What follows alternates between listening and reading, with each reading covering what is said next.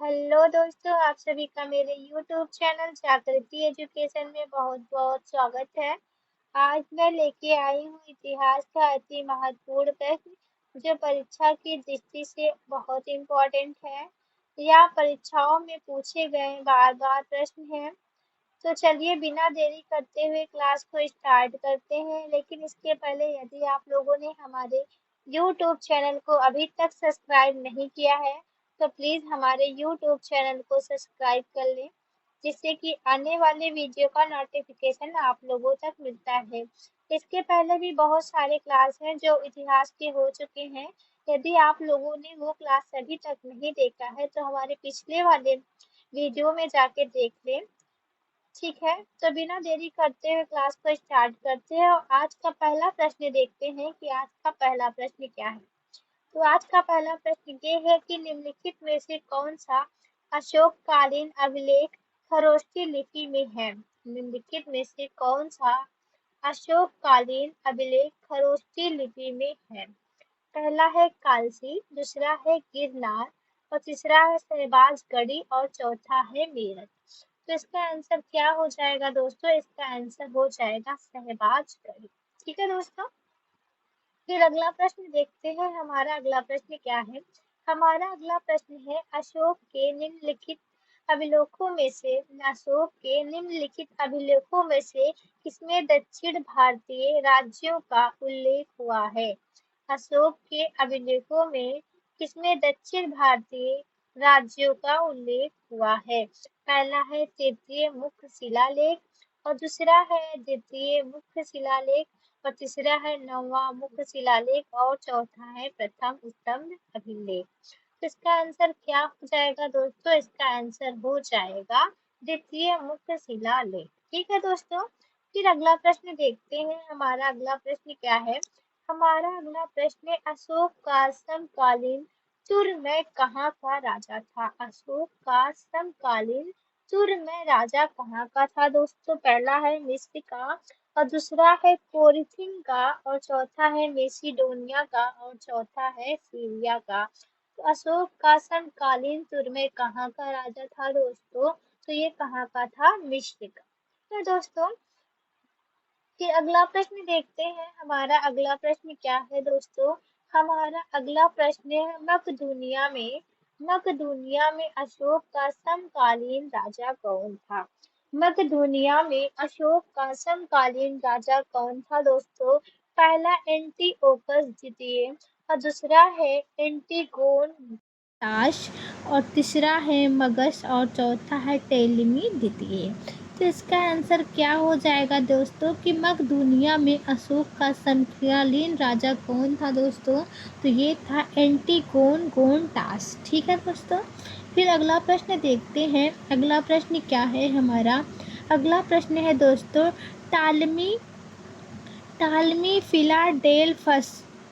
टालमी Philadelphus जिसके साथ अशोक राजनयिक संबंध थे, कहाँ का शासक था। टालमी फिलाडेल्फस जिसके साथ अशोक के राजनयिक संबंध थे, कहाँ का शासक था। पहला है शायरीन का, दूसरा है मिस्र का और तीसरा है मकदूनिया का और चौथा है सीरिया का। तो इसका आंसर क्या हो जाएगा दोस्तों? वो कहाँ का शासक था? तो वो शासक था मिस्र का। ठीक है दोस्तों, आई होप आप लोगों को यह क्लास समझ में आ रहा होगा। फिर अगला प्रश्न देखते हैं कि हमारा अगला प्रश्न क्या है। हमारा अगला प्रश्न है दोस्तों निम्नलिखित में से कौन सा क्षेत्र अशोक के साम्राज्य में सम्मिलित नहीं था। निम्नलिखित में से कौन सा क्षेत्र अशोक के साम्राज्य में सम्मिलित नहीं था। पहला है अफगानिस्तान, दूसरा है बिहार और तीसरा है श्रीलंका, चौथा है कलिंग। तो निम्नलिखित में से कौन सा क्षेत्र अशोक के साम्राज्य में शामिल नहीं था दोस्तों? तो वो हो जाएगा श्रीलंका। श्रीलंका जो था वो अशोक के साम्राज्य में सम्मिलित नहीं था। ठीक है दोस्तों, फिर अगला प्रश्न देखते हैं। हमारा अगला प्रश्न क्या है दोस्तों? हमारा अगला प्रश्न है निम्नलिखित में से किस एक इतिहासकार के अनुसार निम्नलिखित में से किस एक इतिहासकार के अनुसार शिलालेखों में अशोक ने जिस धर्म का प्रतिपादन किया वह वस्तुतः राजधर्म था? निम्नलिखित में से किस एक इतिहासकार के अनुसार शिलालेखों में अशोक ने जिस धर्म का प्रतिपादन किया है दोस्तों, वह वस्तुतः राजधर्म था? पहला है फ्लीट और दूसरा है V.A. स्मिथ और तीसरा है R.C. मजूमदार और चौथा है राजा मुकुट मुखर्जी। तो इसका आंसर क्या हो जाएगा दोस्तों? फटाफट आंसर बताइए। इसका आंसर क्या हो जाएगा? फ्लीट। ठीक है, फिर अगला प्रश्न देखते हैं। हमारा अगला प्रश्न क्या है दोस्तों? हमारा अगला प्रश्न अशोक का अपने शिलालेखों में सामान्यतः जिस नाम से उल्लेख हुआ है वह है। अशोक का अपने शिलालेखों में सामान्यतः जिस नाम से उल्लेख हुआ है वह है चक्रवर्ती या फिर धर्मदेव या फिर धर्मकंठित और या फिर प्रियदर्शी। तो क्या आंसर हो जाएगा दोस्तों इसका? तो इसका आंसर हो जाएगा प्रियदर्शी। ठीक है दोस्तों, फिर अगला प्रश्न देखते हैं कि हमारा अगला प्रश्न क्या है। हमारा अगला प्रश्न है किसने सही सूरता, उदारता और करुणा के त्रिविध आधार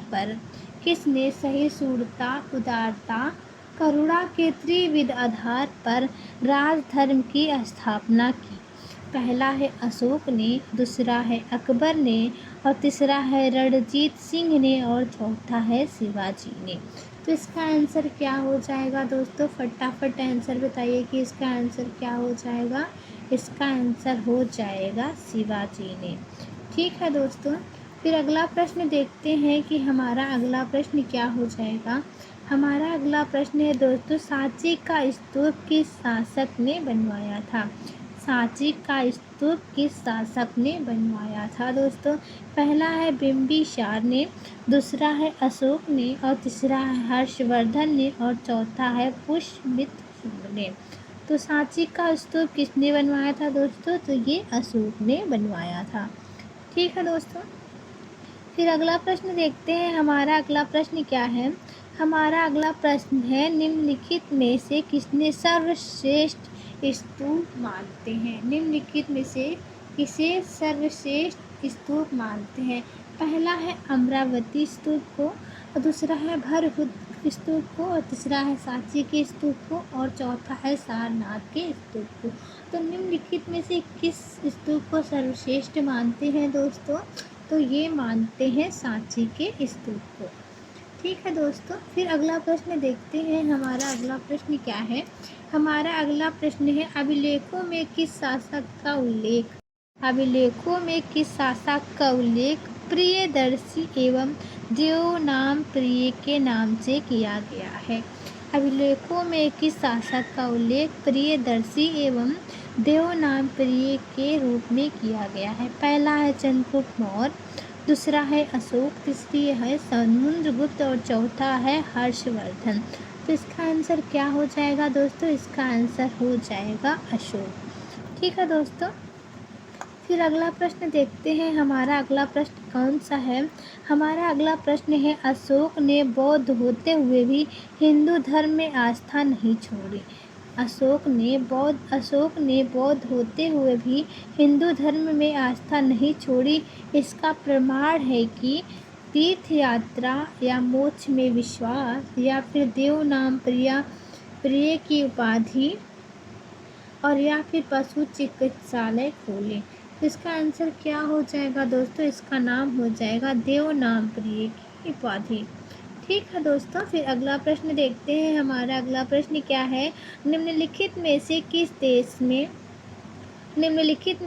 देश में से अशोक का कोई अभिलेख नहीं मिलता है? निम्नलिखित में से किस देश से अशोक का कोई भी अभिलेख नहीं मिलता है? अफगानिस्तान, भारत या फिर श्रीलंका या फिर पाकिस्तान। तो कहाँ से नहीं मिलता है दोस्तों अशोक का कोई भी अभिलेख? तो कहाँ से नहीं मिलता है? तो ये नहीं मिलता है श्रीलंका से। ठीक है दोस्तों, फिर अगला प्रश्न देखते हैं। हमारा अगला प्रश्न क्या है? हमारा अगला प्रश्न है दोस्तों मेगस्थनीज राजदूत था। तो मेघस्तनी राजदूत था सेल्यूकस का, या फिर सिकंदर का, या फिर दाराशिकों का, या फिर यूनानियों का। तो मेघस्तनीज किसका दूत था दोस्तों? फटाफट आंसर बताइए। तो इसका आंसर हो जाएगा सेल्यूकस निकेटर का। ठीक है दोस्तों, फिर अगला प्रश्न देखते हैं। हमारा अगला प्रश्न क्या है? निम्नलिखित में से किस स्रोत में उल्लेखित है कि प्राचीन भारत में दास्तां नहीं थी? निम्नलिखित में से किस स्रोत में उल्लेखित है कि प्राचीन भारत में दास्तां नहीं थी? पहला है अर्थशास्त्र, दूसरा है मुद्रा राक्षस, और तीसरा है मेगास्थनीज की इंडिका, और चौथा है वायु पुराण। तो इसका आंसर क्या हो जाएगा दोस्तों? इसका आंसर हो जाएगा मेगास्थनीज की इंडिका। मुद्रा राक्षस किसका है? विशाखदत्त का। अर्थशास्त्र किसका है? तो ये कौटिल्य का है दोस्तों। फिर अगला क्वेश्चन देखते हैं। हमारा अगला क्वेश्चन क्या है? इंडिका का मूल लेखक कौन है? इंडिका का मूल लेखक कौन है? पहला है निआर्कस, और दूसरा है मेगास्थनीज, और तीसरा है प्लूटोटार्क, और चौथा है डायोडोरस। तो इसका आंसर क्या हो जाएगा? इंडिका का मूल लेखक कौन है दोस्तों? फटाफट आंसर बताए। तो ये हो जाएगा मेगास्थनीज। ठीक है दोस्तों, फिर अगला प्रश्न देखते हैं। अगला प्रश्न क्या है? अगला प्रश्न है मेगास्थनीज की पुस्तक का नाम क्या है? अभी पीछे वही क्वेश्चन था। मेगास्थनीज की पुस्तक का क्या नाम है दोस्तों? पहला है अर्थशास्त्र, ऋग्वेद, पुराण, या फिर इंडिका। तो मेगास्थनीज की पुस्तक का क्या नाम है दोस्तों? तो मेगास्थनीज की पुस्तक का नाम है इंडिका। ठीक है दोस्तों, फिर अगला प्रश्न देखते हैं। हमारा अगला प्रश्न क्या है? हमारा अगला प्रश्न है पत्थर पर प्राचीनतम शिलालेख किस भाषा में थे? पत्थर पर प्राचीनतम शिलालेख किस भाषा में थे? पहला है पाली भाषा में, दूसरा है संस्कृत भाषा में, तीसरा है प्राकृतिक भाषा में, और चौथा है ब्राह्मणी भाषा में। तो पत्थर पर प्राचीनतम शिलालेख किस भाषा में थे दोस्तों? तो ये प्राकृतिक भाषा में थे। ठीक है दोस्तों, फिर अगला प्रश्न देखते हैं। हमारा अगला प्रश्न क्या है? हमारा अगला प्रश्न है दोस्तों, नंद राजा का उल्लेख करने वाला अभिलेखीय प्रमाण है। नंद राजा का उल्लेख करने वाला अभिलेखीय प्रमाण है। पहला है खादी का हाथी गुम्फा अभिलेख, दूसरा है रुमनदेई स्तंभ अभिलेख, और तीसरा है रुद्रदामन का जूनागढ़ अभिलेख, और चौथा है धनदेव का अयोध्या अभिलेख। तो इसका आंसर क्या हो जाएगा दोस्तों? इसका आंसर हो जाएगा खारवेल का हाथी गुम्फा अभिलेख। ठीक है दोस्तों, फिर अगला प्रश्न देखते हैं। हमारा अगला प्रश्न क्या है? चाणक्य का अन्य नाम था भट्ट स्वामी, या फिर विष्णुगुप्त, या फिर राजशेखर, या फिर विशाखदत्त। चाणक्य का अन्य नाम क्या था दोस्तों? तो चाणक्य का अन्य नाम था विष्णुगुप्त, और इन्हीं को कौटिल्य भी कहा जाता है। चाणक्य के कितने नाम थे? चाणक्य एक हो गया, विष्णुगुप्त, और फिर कौटिल्य। ठीक है दोस्तों, फिर अगला प्रश्न देखते हैं। हमारा अगला प्रश्न क्या है? हमारा अगला प्रश्न है दोस्तों, कौटिल्य प्रधानमंत्री थे। तो अभी बताते कौटिल्य कौन थे? ये चाणक्य थे। तो कौटिल्य प्रधानमंत्री थे। पहला है चंद्रगुप्त विक्रमादित्य के, और दूसरा है अशोक के, तीसरा है चंद्रगुप्त मौर्य के, और चौथा है राजा जनक के। तो कौटिल्य किसके प्रधानमंत्री थे दोस्तों? तो ये चंद्रगुप्त मौर्य के प्रधानमंत्री थे। ठीक है दोस्तों, फिर अगला प्रश्न देखते हैं। अगला प्रश्न क्या है? निम्नांकित में किसकी तुलना मैकियावेली के प्रिंस से की जाती है? निम्नांकित में किसकी तुलना मैकियावेली के प्रिंस से की जाती है? पहला है कालिदास का मालविका अग्निमित्रम को, और दूसरा है कौटिल्य का अर्थशास्त्र, और तीसरा है वत्सनायन का कामसूत्र, और चौथा है तिरुवल्लुवर का तिरुकुल्लुरल। इसका आंसर क्या हो जाएगा? मैकियावेली के प्रिंस से किसकी तुलना की जाती है दोस्तों? फटाफट आंसर बताइए। तो ये कौटिल्य के अर्थशास्त्र की जाती है। फिर अगला प्रश्न देखते हैं दोस्तों। हमारा अगला प्रश्न क्या है? हमारा अगला प्रश्न है कौटिल्य की पुस्तक अर्थशास्त्र किस विषय पर आधारित है? कौटिल्य की पुस्तक अर्थशास्त्र किस विषय पर आधारित है?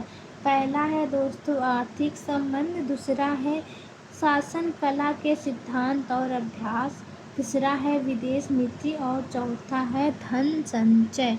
तो इसका आंसर क्या हो जाएगा दोस्तों? तो इसका आंसर हो जाएगा शासन कला के सिद्धांत और अभ्यास पर आधारित है कौटिल्य की पुस्तक अर्थशास्त्र। फिर अगला प्रश्न, ये लास्ट प्रश्न देखते हैं। तो हमारा लास्ट प्रश्न क्या है? कौटिल्य की अर्थशास्त्र की में किस पहलू पर प्रकाश डाला गया है? कौटिल्य की अर्थशास्त्र में किस पहलू पर प्रकाश डाला गया है? पहला है आर्थिक जीवन, दूसरा है राजनैतिक जीवन और तीसरा है धार्मिक जीवन और चौथा है सामाजिक जीवन। तो इसका आंसर क्या हो जाएगा दोस्तों? कौटिल्य के अर्थशास्त्र पर किस पहलू पर प्रकाश डाला गया? तो ये राजनैतिक नीतियों पर डाला गया है। तो आज के लिए बस इतना ही। आप लोगों को यह क्लास कैसा लगा आप लोग कमेंट करके ज़रूर बताइए और चैनल को सब्सक्राइब करिए, लाइक करिए। मिलते हैं अगले वीडियो में। धन्यवाद।